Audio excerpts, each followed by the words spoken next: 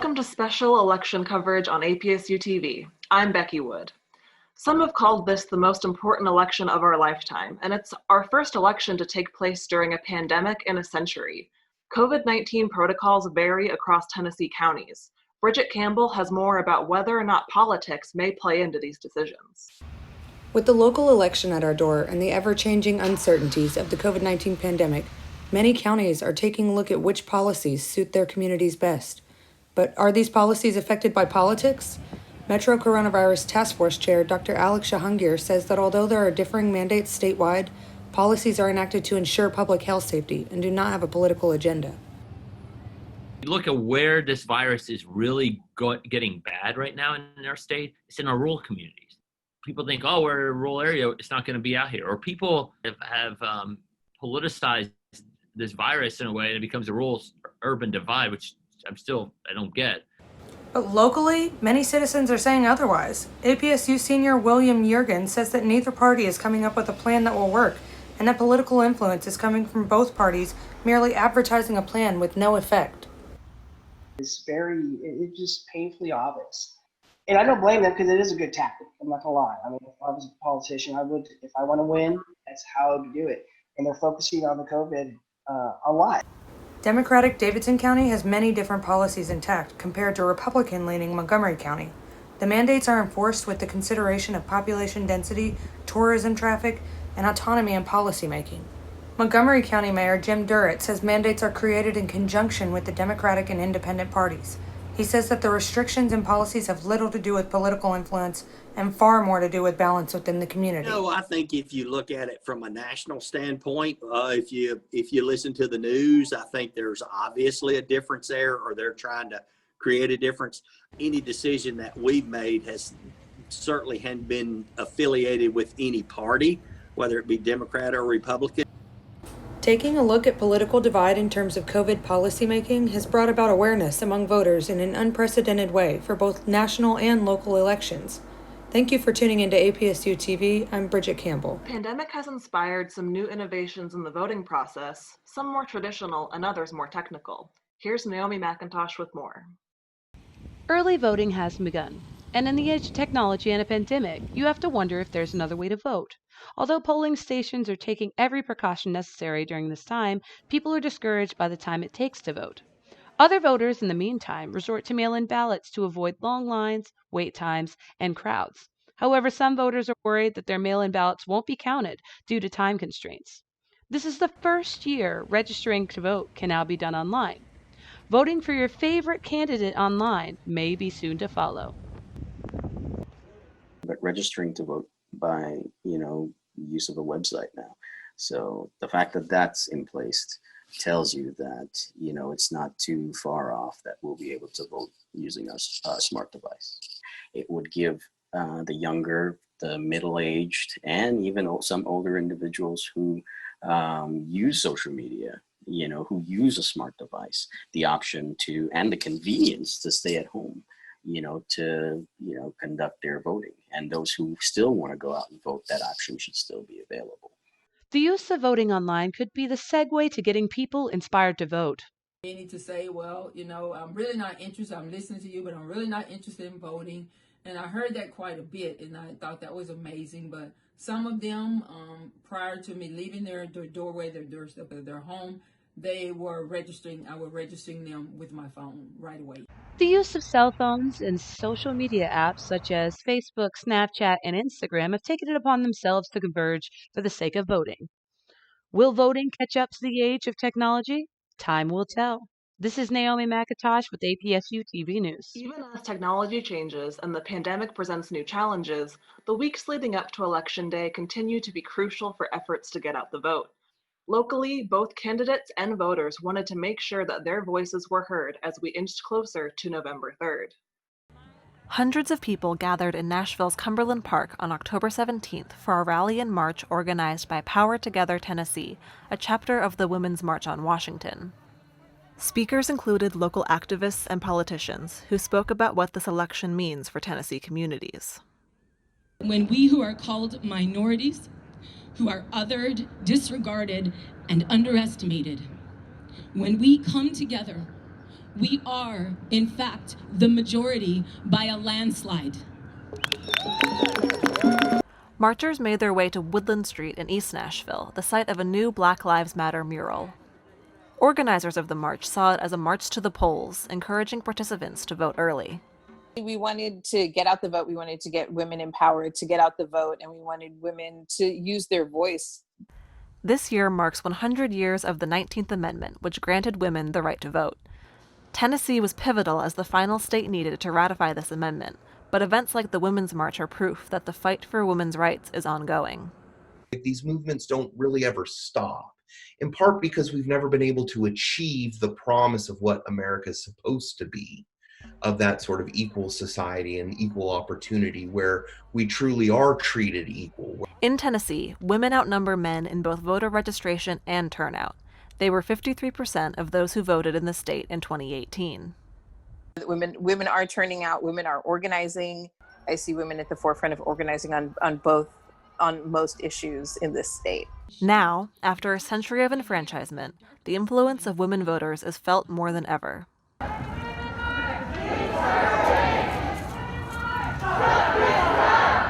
Those interested in getting involved with events like the Women's March can find more information at womensmarchtn.org. For APSU News, I'm Becky Wood. Candidates were eager to connect with voters in these final weeks. Local candidates on both sides held events to get out the vote leading up to Election Day. Here is Shane Martin with more. On Sunday, October 25th at 10:30 a.m., Tennessee candidates Kieran Shrapata for Congress and Marquita Bradshaw for U.S. Senate hosted the 13th of 15 meet and greets for Tennessee's 7th Congressional District that has occurred throughout the weekend. Kieran Shrapata, candidate for U.S. Congress representing the 7th District of Tennessee and one of the hosts of this event, has worked in public policy for almost 10 years. Shrapata and his fellow candidates host these events to encourage citizens to vote and help to keep people motivated. This weekend, this is Sunday now, but Friday, Saturday, Sunday, we're doing 15 stops through the 7th Congressional District. Myself and the U.S. Senate candidate from Tennessee, Marquita Bradshaw, are traversing this district in hopes of basically getting more people out to vote. In addition to Shrapata, other candidates took part in the meet and greet, such as Ronnie Glynn, who is running for State Senate District 22, and Marquita Bradshaw, who is running for U.S. Senate. During the meet and greet, both candidates have given their statements on what's important for the people and how they are able to help. I'm hoping that people will understand that we really do and truly care that it is people over politics, that we're not in here to try to create some sort of political gain or gain anyway in politics. What we believe in is the American people, Tennesseans in District 22. Aside from the candidates, community advocate Juanita Charles also attended the meet and greet, representing the event and the candidates who were there. When asked about the importance of voting and how it would be beneficial to the people, Charles had this to say. Ultimately, yes, we want them to vote for them so that we can see America achieve its highest potential. However, what we really want is for people to take time, listen, process the information, and make the best decision for their families and for their neighbors. About a week after the meet and greet, during Election Day, citizens of Clarksville lined up at East Montgomery Elementary School and Clarksville High School to cast their votes on the last day of voting. Jason Knight, candidate for City Council, has given his point of view on voting, whether it was in person or by mail. I mean, when you look at it, everybody has their perspective and point of view in regards to whether or not you should go in person or whether you shouldn't go in person or what have you. But at the end of the day, the whole concept is to get out there and vote, regardless of how you feel, you should do it. The important factor is to vote. Reporting for APSU-TV News, I'm Shane Martin. Local candidates have needed to get creative in their campaign strategies to catch the attention of voters. As Americans are spending more time at home this election season, they should expect to see some new visitors at their doorsteps. Brandon Wood reports. As presidential campaigns are in the forefront of minds of American voters, local election campaigns have taken a back seat. This thought process is nothing new. According to Pew Research Center, 70% of surveyed Americans prioritize a high turnout in national elections, but only 62% find a high turnout for local elections to be important. Local campaigns differ significantly from national ones. Unlike in national elections, local candidates have the opportunity to go door to door and speak with potential voters in hopes to earn their vote. The data show that face-to-face grassroots efforts have much higher return on investment, let's say, than phone banking, than media ads, than mailers. Ward 8 City Council candidate Wanda Allen says that the most effective means of campaigning was door knocking in her ward. I think those personal conversations, those one-on-one conversations are really important. Face-to-face interaction with voters provides them with a sense of responsibility and obligation to the candidate to exercise their Fifth Amendment right. Even if they're not planning originally to vote or on the fence about it, they suddenly now have this, like a psychological thing, right? They suddenly have this sort of desire to follow through. Grassroots-style campaigning also sparks an increase in the number of registered voters. Ward 8 candidate Faye Hobson says that she still visited the homes of constituents in her ward that weren't signed up. Some of them, prior to me leaving their doorway, their doorstep of their home, they were registering. I was registering them with my phone right away. Ward 8 constituents agree that personal conversations are the quickest way to earn their vote. I think that communication is key, and so going door to door would be a good thing. So interaction definitely does help.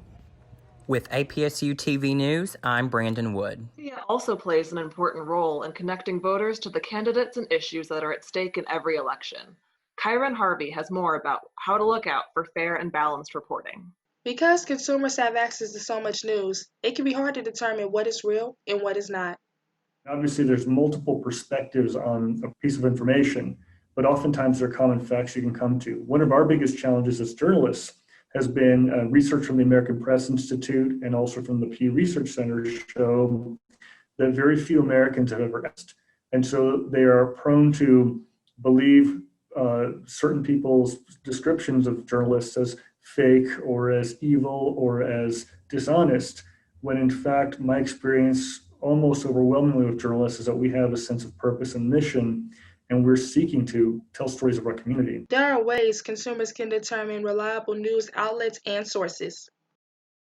So I think the best that we can do as citizens, in particular young people, is just to be aware that the information that you're being told is information that you have to assess critically, right? And so everyone who's giving you information, right?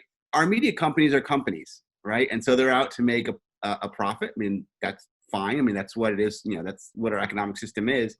But they're trying to get an audience and keep an audience.